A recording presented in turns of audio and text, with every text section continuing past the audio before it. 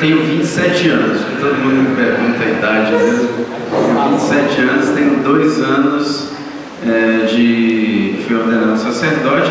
Sou da mesma turma do Padre Bruno, apesar de ter sido ordenado um pouquinho antes que ele, mas nós somos da mesma turma. Inclusive agora ele está lá na minha paróquia, celebrando para eu estar aqui hoje.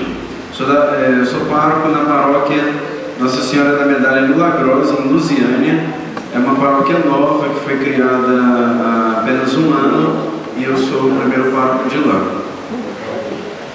Lá na minha diocese eu exerço algumas funções lá. Eu sou responsável pela juventude, pelo setor juventude e pela pastoral universitária.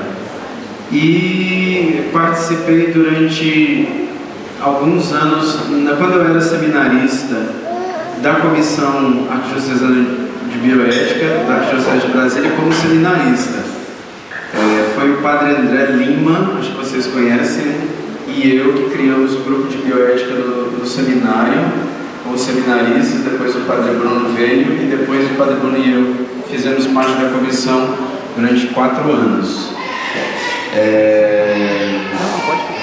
E sou professor no seminário Nossa Senhora de Fátima. Foi lá que eu fui formado, né? Apesar de ser da Diocese de Lusiânia, sou professor de filosofia e teologia.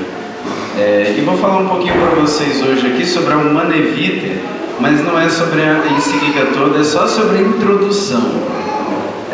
Na verdade são questões prévias à Humanae Vitae, mas que são importantes, e eu espero poder contribuir um pouquinho com vocês. A Humanae Vitae é uma encíclica, a carta encíclica do Papa Paulo VI. Só para explicar um pouquinho para vocês essa questão dos documentos da Igreja. Nós temos vários tipos, várias categorias de documentos. Então nós temos encíclica, nós temos motu próprio, instrução, carta apostólica, carta encíclica. Dentro dessa hierarquia de documentos, a encíclica ela tem um peso especial. A encíclica ela é sempre escrita para a Igreja inteira. Então é uma formação que o Papa quer dar para a Igreja inteira. E o fato de ser encíclica significa que ele aprofunda um pouquinho mais o assunto e coloca esse documento numa categoria então especial em questão de importância. Então o Papa quer falar alguma coisa de fato importante para o mundo inteiro, para a Igreja inteira. Então essa é a encíclica Humanae Vitae.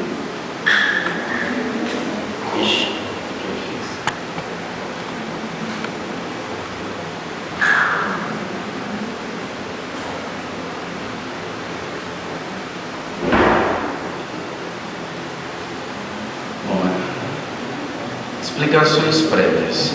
O Concílio Vaticano II havia discutido acerca das questões do planejamento familiar e controle dos nascimentos, sobretudo na Constituição Pastoral Gaudium et Spes, números 47 a 52. Eu vou ler alguns trechos agora para vocês, mas é só questão da nomenclatura. Planejamento familiar e controle dos nascimentos. A Igreja ela vai começar, a partir do Concílio Vaticano II, a formar também uma linguagem própria para falar das questões de família, envolvidas aí também com essa questão dos nascimentos. Então, por exemplo, a Igreja não costuma falar controle de natalidade, né? Mas, como diz aí, controle dos nascimentos e depois espaçamento entre os nascimentos, não controle de natalidade, depois vão se apropriar disso com outro sentido, mas espaçamento entre os nascimentos. E já no Concílio Vaticano II a Igreja se debruça sobre esse tema, porque se nós vamos ver o contexto, nós temos aí logo uma explosão dos métodos contraceptivos, da pílula do dia seguinte, desse movimento feminista mais radical, de militância. Então a igreja vai ter que se posicionar, porque a instituição do matrimônio ela está sendo colocada em xeque, inclusive com a aprovação da lei do divórcio em alguns países já da Europa. Então a igreja ela sente a necessidade de discutir sobre isso. No Concílio Vaticano II, eu vou ler aqui alguns trechinhos para vocês terem uma ideia de como já de como o concílio já tratou disso.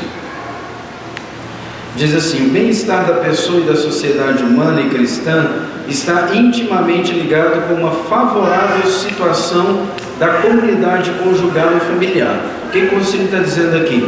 Se a família e o casal estão numa situação boa, quando eu digo situação boa, entre eles, né, na relação do casal, da família, a sociedade é boa.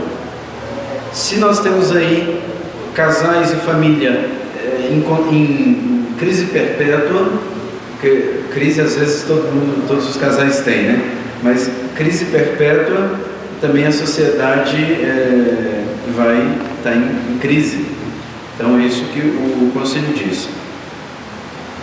Por esse motivo, os cristãos, juntamente com todos os que têm grande apreço a esta comunidade, alegram-se sinceramente com os vários fatores que fazem aumentar entre os homens a estima dessa comunidade de amor e o respeito pela vida que auxiliam os cônjuges e os pais na sua sublime missão. Esperam daí ainda melhores resultados e esforçam-se por os ampliar. Então a igreja quer incentivar aqueles que têm uma atenção e um cuidado especial pelos casais.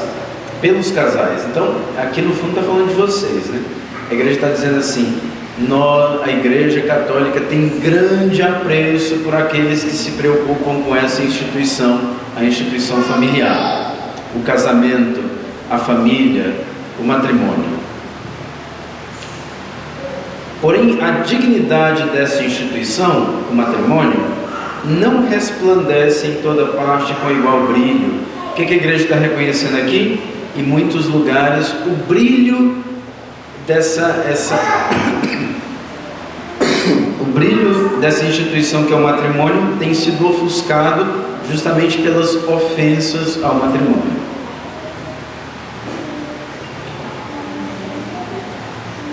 Bom, e aí vai, depois talvez eu volte aqui. Então a igreja, é essa a preocupação da igreja durante o Concílio Vaticano II, e por isso, dentro da Gaudium et Spes, número 47 a 52, a igreja, ela se debruça sobre o matrimônio. Lá, porque tinham vocês já ouviram falar das finalidades e propriedades do matrimônio, não? Sim, de longe, já ouviram falar alguma vez.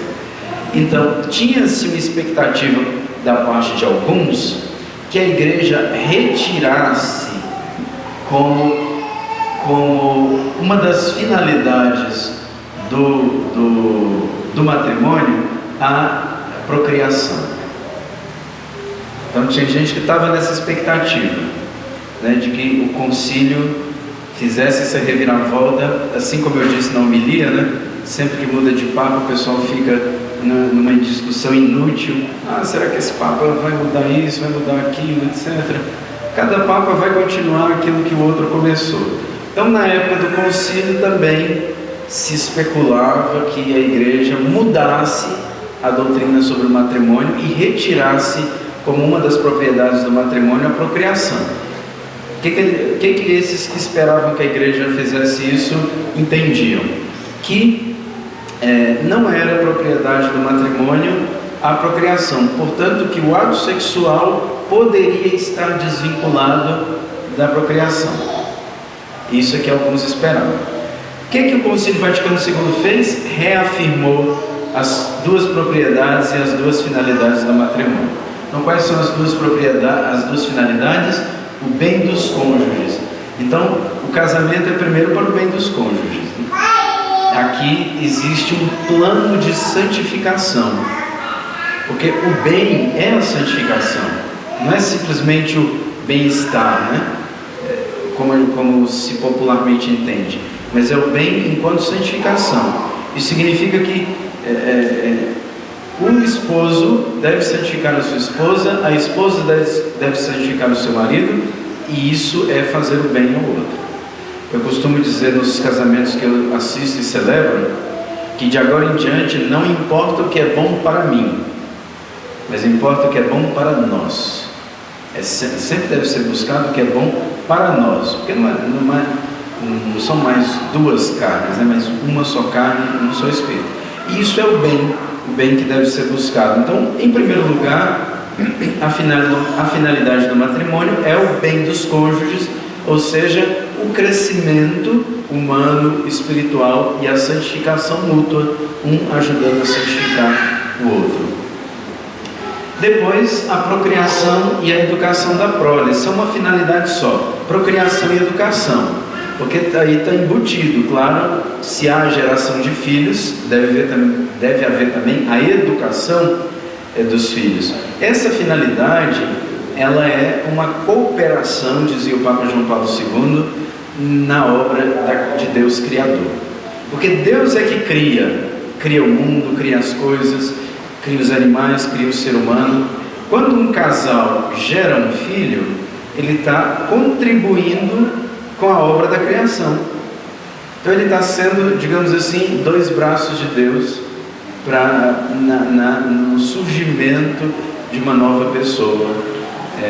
Portanto, cooperadores de Deus. Assim como Nossa Senhora cooperou com a salvação, dando o seu sim para que Cristo se encarnasse no seu seio, também na vida matrimonial, quando um casal gera um filho, está cooperando com essa obra da criação, cooperando com Deus Criador. Então são duas finalidades bem bonitas, né? E quanto mais santo o casal, mais o desejo de cooperar com a obra da criação de Deus, né? Sempre abertos a isso. E também as duas propriedades do matrimônio, a unidade. O que é a unidade? O casamento é uma doação mútua. Quando é que acontece o matrimônio? Vocês sabem? Quando é que vocês ficaram casados durante a celebração? Quando um diz ao outro: eu fulano te recebo, fulana, por minha esposa, e te prometo ser fiel, amar até quando é o final, por todos os dias da nossa vida. E aí quando o outro faz isso, pronto, está casado. Depois o sacerdote só aceita e confirma e abençoa aquela união que já aconteceu. Naquele momento vocês já estavam casados. Essa doação mútua é tão íntima, que não pode haver uma terceira pessoa. Isso, a questão da fidelidade está aí na questão da unidade. Se torna uma só carne, numa íntima comunhão de vida e de amor, de forma que uma terceira pessoa é um elemento estranho nessa doação. Então não pode haver. Então é uma unidade entre um homem e uma mulher que se doam mutuamente, uma comunhão de vida e de amor para toda a vida. Isso é a questão da unidade. Quando eu estou fazendo entrevistas de casamento, né, tem lá a pergunta: você compreende e aceita as propriedades do matrimônio, a unidade e insolubilidade? Bom, as pessoas, o que é isso, né? Então eu pergunto assim: você está disposto a ser fiel ao seu marido até o fim da sua vida, não deixar que nenhuma terceira pessoa entre na relação de vocês, até que a morte separe? Sim. Então tá bom. Sim. A outra propriedade do matrimônio é justamente a indissolubilidade. Isso é uma coisa catastrófica no mundo de hoje, não a indissolubilidade, né? Mas a compreensão dela, porque nós estamos vivendo num mundo muito artificial e do descartável, da cultura do descartável. Então, a gente percebe nas pessoas uma um enfraquecimento na disposição para assumir compromissos duradouros. O que significa isso? Você vê muitas pessoas com o pé na vida matrimonial, pensando que estão fazendo uma experiência, que se der certo eu continuo, se não der certo eu não continuo. O matrimônio não é uma experiência, o matrimônio é a realização de uma vocação. Tempo para pensar, para decidir, eu faço antes. O namoro serve para isso. Depois, quando você fica noivo, você já está dizendo que tem uma intenção a mais, uma intenção mais firme. E quando você assume o compromisso da vida matrimonial no casamento, você assume para a vida toda.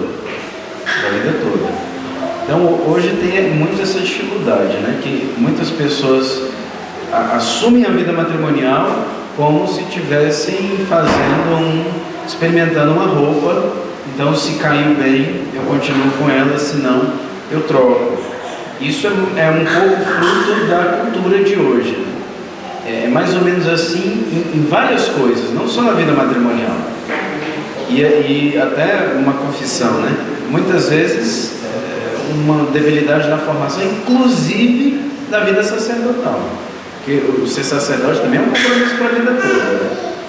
Então, se você está em dúvida, entra no seminário em dúvida, continua em dúvida, é melhor sair do seminário para sanar a dúvida. Não pode subir ao altar para ser ordenado com dúvida se é ou não a vocação. A mesma coisa a vida matrimonial, não é diferente. Nisso são semelhantes à vida sacerdotal e à vida matrimonial. É um compromisso para a vida toda. Então o Concílio Vaticano II reafirmou essas duas finalidades, essas duas propriedades da vida matrimonial, que são lindíssimas, A gente não pode ver isso como penas, mas como dom, como presentes de Deus para a vida do casal, para a vida da família. Por exemplo, essa questão da indissolubilidade, Deus pensa não só na separação, como é sempre traumática, mas também nos filhos. Como é que se vai realizar a educação dos filhos com apenas um dos genitores? Claro, é possível, mas é muito mais difícil, Exige às vezes esforço heróico. Eu conheço algumas viúvas que às vezes precisam de um esforço heróico mesmo para a educação dos seus filhos, Então deixa de ser uma coisa, um processo muitas vezes agradável, prazeroso, para ser um martírio para tantos os pais e mães que têm que educar sozinhos seus filhos. Então Deus pensou em tudo isso, quando quis colocar neles dois, a mãe com a sua, quase sempre, delicadeza materna, mas o pai também com a firmeza e ao mesmo tempo brandura. Enfim, é um complemento. A educação do filho se dá muito melhor com o pai e a mãe do que com apenas um dos dois. É possível, mas é muito mais difícil, Não é o comum, não é o ordinário. O Concílio falou também da situação do matrimônio e da família na modernidade, sobre a santidade do matrimônio e da família. O Concílio disse: a família é santa, o matrimônio é santo, porque foram instituições criadas por Deus, Então, é claro que a união entre um homem e uma mulher é natural, mas Deus elevou essa união natural a nível de sacramento com Cristo e abençoou largamente, de forma que não é nenhum exagero dizer que a família é sagrada, o matrimônio é sagrado, ou seja, é ali uma doação mútua de um ao outro diante de Deus e abençoado por Deus. Então é uma união de fato sagrada, e o Concílio reafirmou isso. E sobre o amor conjugal, a fecundidade matrimonial, o amor conjugal e a vida humana, e sobre a necessidade de defesa da família de modo integral. Claro, antes do Concílio Vaticano II, vários papas tinham falado da defesa da família, mas o Concílio Vaticano II como que reafirmou a necessidade da defesa da família, mas com uma novidade. Anteriormente, sempre eram os papas que tinham se pronunciado acerca disso, os bispos, os padres. Agora o Concílio Vaticano II dá uma ênfase especial na defesa da família pelas famílias. Isso é muito importante, porque é isso que vocês estão fazendo aqui agora, né? Se formando, defendendo a família. A defesa da família não é só aquela luta, né? Ir para a rua, passeata. Mas, por exemplo, primeiramente a defesa da sua família contra aquelas interferências externas que querem destruir a família. Essa é a primeira defesa. Você dizer assim, olha, aqui eu não permito, né? Não permito que esse tipo de ideologia entre, não permite que isso entre. Então isso é uma defesa. Depois, na ajuda a outros casais, né? Assim como foi anunciado aqui, se algum casal quiser tirar dúvida, tudo, aconselhamento, tem o casal que vai aconselhar isso. Então é o casal ajudando outros casais, é a família ajudando outras famílias. Então o Concílio colocou o protagonismo na família. O Papa fala, o Bispo fala, os padres falam, mas a família tem um protagonismo especial nessa defesa da família, na defesa da vida matrimonial. Então o Concílio pediu isso: famílias, ajudem a igreja a defender essa instituição sagrada que é a família. E tem coisas que vocês, aliás, muitas coisas, né, quando diz respeito a isso, que o casal ele fala com muito mais propriedade do que o padre, né? Eu não vou ensinar como se faz o método natural. Não cabe muito, né? Ficaria constrangido também, né?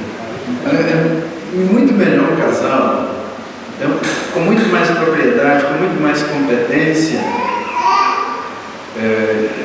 com muito maiores frutos do que o sacerdote. Então o concílio despertou isso de forma muito interessante, e se nós estamos aqui hoje, é um pouco fruto desse protagonismo que o concílio pediu para as famílias e para os casais católicos.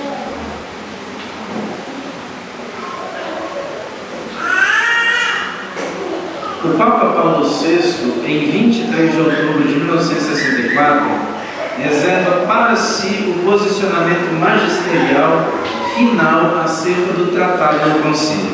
Então o concílio reafirmou as propriedades, as finalidades, falou da santidade do matrimônio, falou de várias coisas que vocês vão poder ler depois, número 47 a 52 da Gaudium et Spes, mas tinha coisa mais concreta.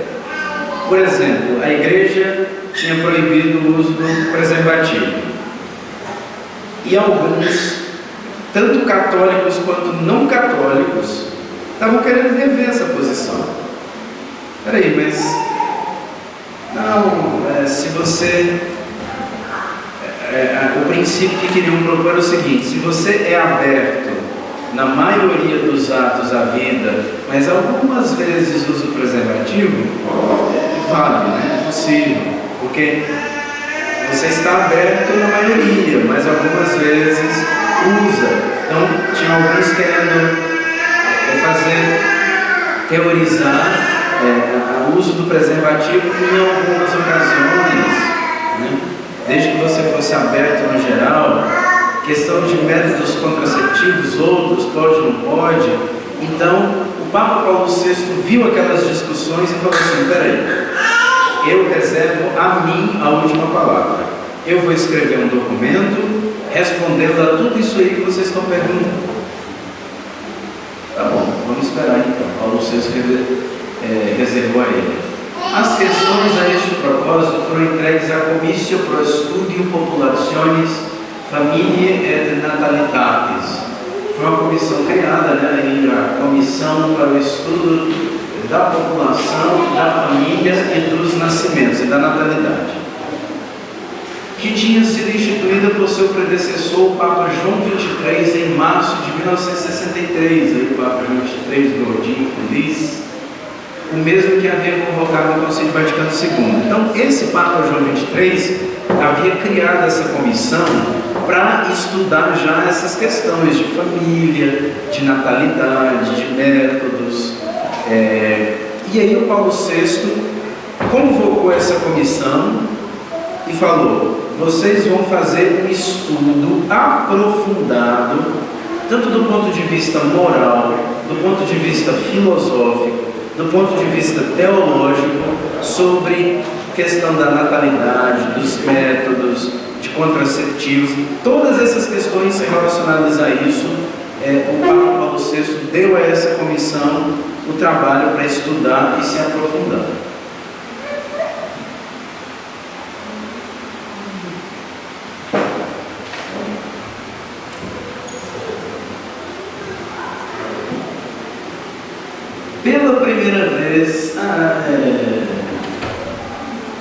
Pela primeira vez, o Papa Paulo VI se pronunciou em público sobre o trabalho desta comissão em 23 de junho de 1964, dirigindo-se aos cardeais e pedindo urgência no exame do assunto. Então a comissão estava estudando, era um estudo dificílimo, complexo, mas o Papa falou: olha, por favor, preciso pressa, agilidade nesse estudo. E pediu aos cardeais também que enviassem os cardeais, os bispos do mundo inteiro, universidades católicas, teólogos, canonistas, peritos, que enviassem para o Papa, o mais rápido possível, o mais urgente possível, as suas posições teológicas, filosóficas, morais, canônicas a respeito desse assunto. E o Papa era pressionado pelos meios de comunicação, pelos jornalistas, pelos teólogos: cadê o documento? O senhor não vai se pronunciar? E as pessoas, algumas pessoas já estavam adiantando o que o Papa ia dizer. As especulações, né? O Papa vai liberar o preservativo, o Papa vai liberar alguns métodos contraceptivos, o Papa vai liberar isso, vai liberar aquilo. E o Papa pressionando. Em 7 de março de 1966, a comissão é elevada à cardinalícia, presidida pelo cardeal Ottaviani. O cardeal Ottaviani, grande cardeal da Igreja Católica, ele ajudou a preparar ali o esquema do Concílio Vaticano II e tudo. Então, o que o Papa está falando? O Papa pegou essa comissão e transformou em comissão cardinalícia. O que ele disse? Agora são cardeais que são responsáveis por essa comissão. Então ele dá importância à comissão. E presidida, além disso, o cardeal Ottaviani era um grande teólogo. Em 28 de junho, o vice-presidente da comissão, o cardeal Döpfner, entrega ao Papa o relatório final da comissão. Pronto, entregaram ao Papa o relatório, todo mundo espera, que foi adotado por quase unanimidade da comissão, que contava com 60 membros e tinha recebido o resultado da consulta feita a cardeais, bispos, teólogos, moralistas, cientistas e leigos do mundo inteiro. Então, veja bem, gente, esse processo é importante. O cardeal entrega o relatório final ao Papa e nesse relatório eles vão propor uma posição ao Papa. Esse aí é uma espécie de conselho do Papa. Baseado nesse estudo, o Papa vai dar a sua posição final. E aí diz que foi votado por quase unanimidade. Quase todos aprovaram o texto que eles iam sugerir ao Papa, depois de ter consultado o mundo inteiro. O relatório recomendava o uso condicional de meios artificiais de regulação dos nascimentos. Entenderam o que eles recomendaram? Não? eles recomendaram ao Papa que permitisse o uso de métodos artificiais condicionados, ou seja, desde que, no geral, você fosse aberto à vida. Foi isso que eles recomendaram. Alguns dias depois, o cardeal Ottaviani entrega ao Papa um votum. Antes disso, esse relatório vazou.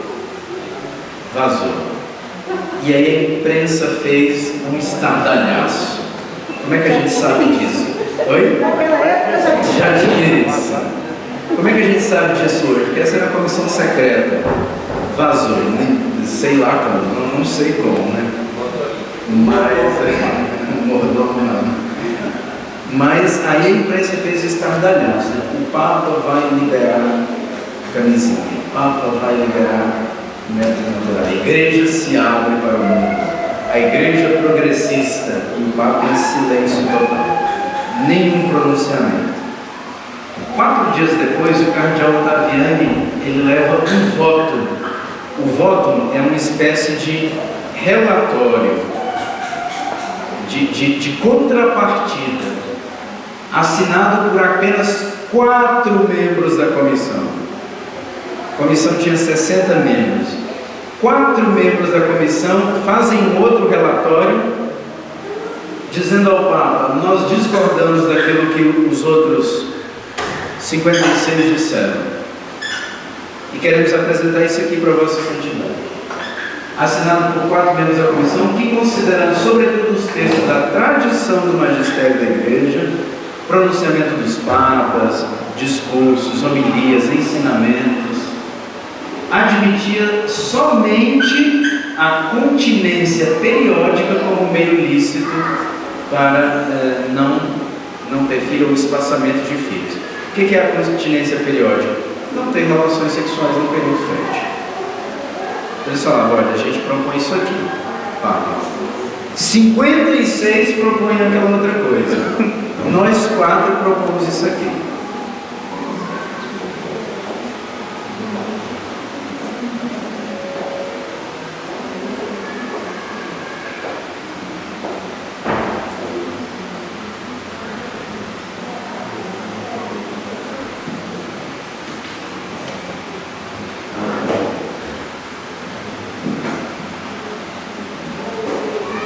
A comissão, mais especificamente um grupo de peritos em teologia moral, discutiu criticamente a argumentação da minoria. Então o Papa falou: tá bom, vou convocar aqui um grupo de especialistas que vai analisar o relatório da minoria, dos 4, dando origem a um terceiro relatório que foi entregue ao Papa. Então o Papa tinha em mãos o primeiro relatório, que recomendava ao Papa que podia usar métodos artificiais, o relatório dos 4, que dizia exatamente o contrário, e um terceiro relatório, que era o exame por peritos do segundo relatório. O Papa, em 25 de julho de 1968, publica a encíclica Humanae Vitae, para alívio de uns e a ira de outros, que esperavam do Papa uma posição diferente. Pois o Papa diz: nenhum meio artificial é lícito, senão a continência periódica.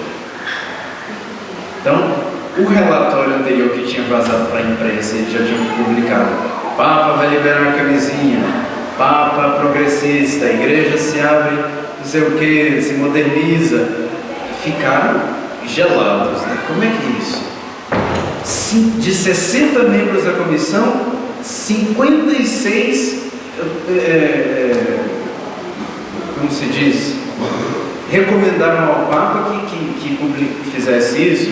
4 escreveram outro relatório, quase na surdina, né?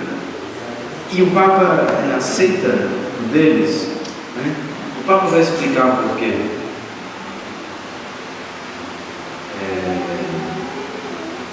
Aqui já é uma apresentação da encíclica, mas o Papa vai dizer assim, que no que se refere a isso, depois de ter rezado, consultado a consciência, visto o ensinamento da igreja e a verdade dos fatos, ele não podia, só porque a maioria tinha decidido assim, ir contra a verdade e a fé. Muito sensato o Papa, né? Porque ele estava sendo pressionado de todos os lados, de gente de fora da igreja, de gente de dentro da igreja, dizendo, não, olha aqui, santidade, é possível, né? É uma coisa assim meio maquiada, né? Em geral eu sou aberto à vida, mas ali, né?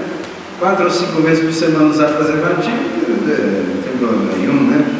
Do sábado e domingo eu sou aberto à vida, os outros dias não. Então não tem problema nenhum, né? Então, é uma espécie de maquiagem mal feita que ia, de fato, atingir a família. E o Papa é corajoso, porque ele vai contra a onda do mundo, a onda de teólogos liberais que queriam, né? Com a desculpa de que assim a gente afasta as pessoas da igreja, mas a mentira sempre afasta mais do que qualquer coisa, né? Ou a falsidade. Jesus, só a nota de rodapé, né? Jesus me impressiona pelo realismo dele. Se alguém quer me seguir, né? Vai ser um mar de rosas, você vai se sentir sempre bem, você vai rir sempre, você não vai ter problema nenhum. Foi isso que ele falou? Ele falou, tome a sua cruz de cada dia e me siga. Ele tem um realismo espetacular. Ele não enganou ninguém. Ele falou, olha, vocês vão ter tribulações, vão ser perseguidos, o caminho cristão é uma cruz de cada dia, mas vocês vão ganhar o céu. Ele foi muito realista, ele não quis enganar ninguém. Por que é que nós, membros da igreja, vamos enganar as pessoas? Né?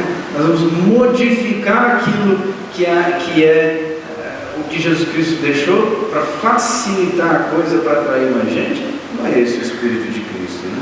Aquele que quer seguir de fato Jesus Cristo, o cristianismo com convicção, aceita o cristianismo com todas as suas exigências, né?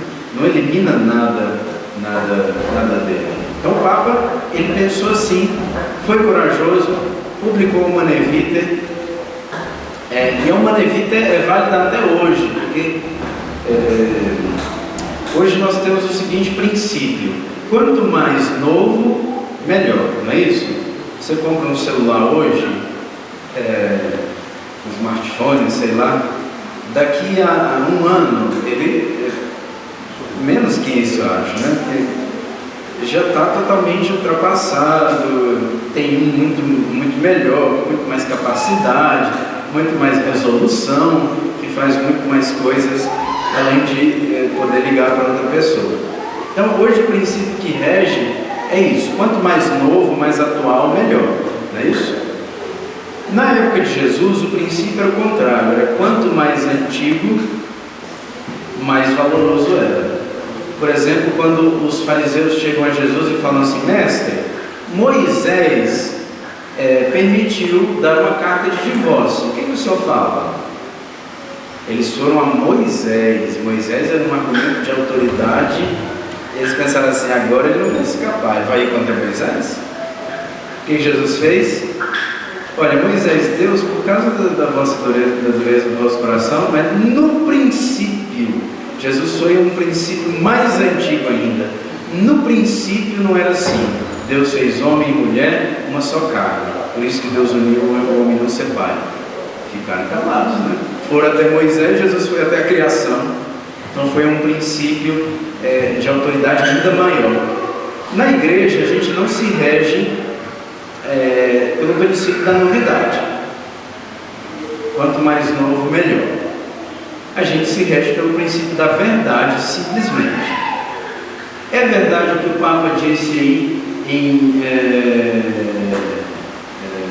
1968? É válido hoje, como foi válido em 1968. Às vezes as pessoas perguntam assim, eu não uso só batina não, mas eu uso quase sempre porque é mais prático. As pessoas, alguns, né, um ou outro, com certa ironia, uma vez me perguntaram assim: Você é padre do Concílio Vaticano II ou do de Trento? Eu falei de todos os concílios, porque um não anula o outro. Eu aceito todos. E você? Rejeita algum? Então, às vezes nós vemos isso também na igreja, né? Ah, isso é coisa antiga, está ultrapassada. Não, peraí. Um papa não anula outro papa. Um documento não anula outro documento. Um concílio não anula outro concílio. A gente tem que aderir a tudo, né? Tanto ao que diz o Concílio Vaticano II, tanto ao que diz todos os outros concílios anteriores a ele. Com o Concílio Vaticano II, eu vou negar que Nossa Senhora é Mãe de Deus, e foi declarado isso em 431, no Concílio de Éfeso. Se eu fosse pela antiguidade, esse aí já era, né? 431. Então na igreja a gente não se rege pelo princípio da novidade. Todos os documentos escritos pelos papas são válidos ainda hoje, né? Principalmente no que se refere àqueles princípios morais e doutrinais. 1968, esse documento está ultrapassado, vocês vão ouvir isso de algumas pessoas. Não está ultrapassado. Por que está ultrapassado? Só porque é de 1968? A doutrina não mudou nada. Os princípios não mudaram em nada. Aí eu volto, né, aquela coisa de sempre, né? Os jornalistas ficam, quando muda o Papa, e agora achava graça. Estamos na expectativa, vamos ver se esse Papa vai se abrir mais ao mundo, porque, né, o Papa Bento muito fechado, o Papa João Paulo II muito fechado, precisa que esse Papa se abra mais ao mundo, né, aceite o casamento gay, aceite a contracepção, aceite a ordenação de mulheres. Mudou alguma coisa? Não mudou, porque isso, a doutrina da igreja não muda. A gente não pode querer, gente, que a igreja se adapte ao mundo, porque senão ela perde a característica de ser igreja. Se a igreja se adapta ao mundo, a mentalidade do mundo, então eu vou embora para casa, vou parar de falar para vocês, vou tirar essa batina preta e vou fazer alguma coisa de mais útil.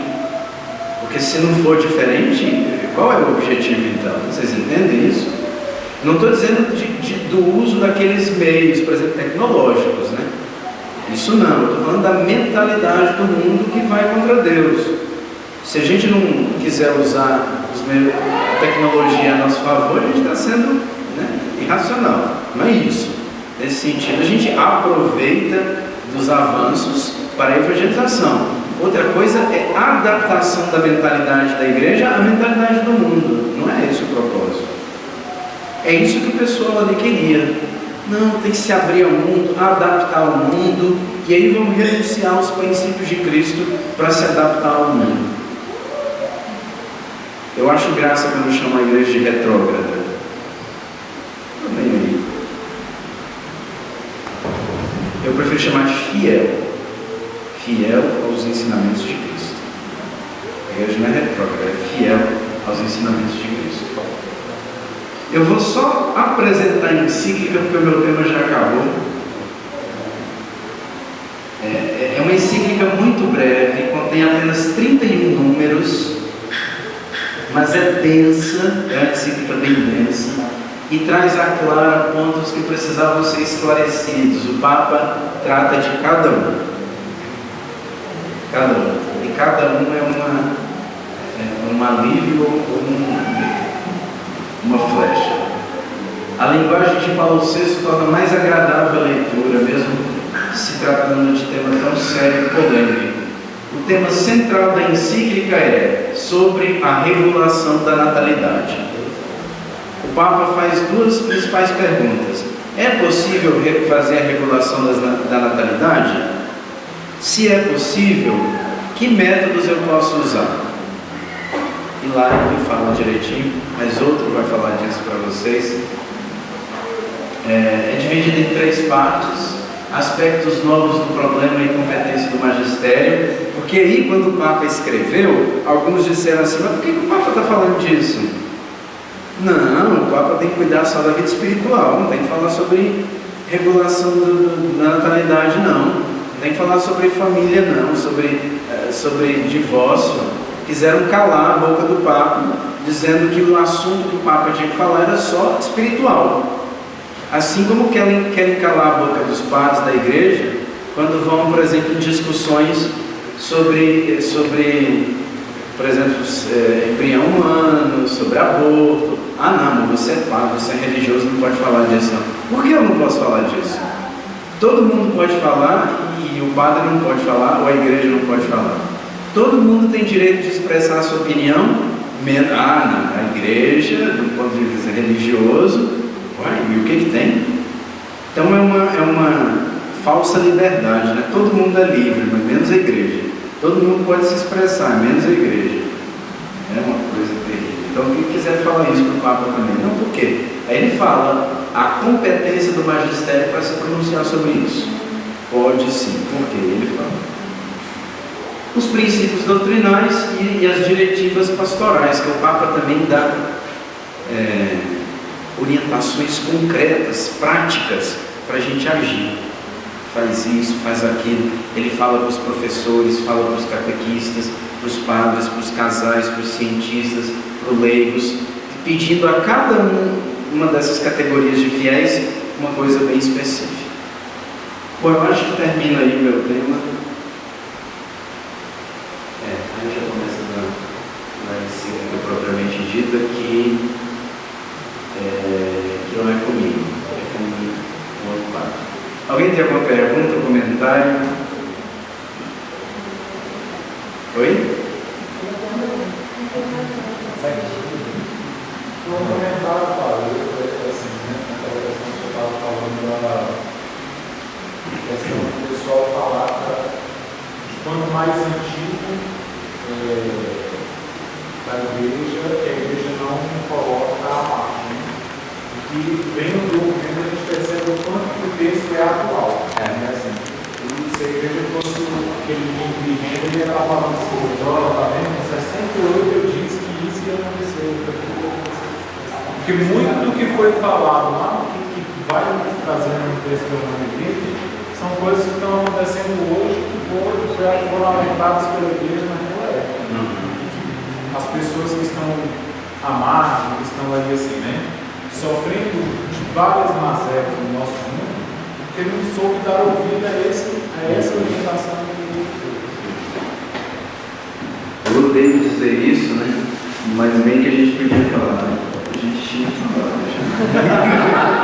É ruim quando eu falei.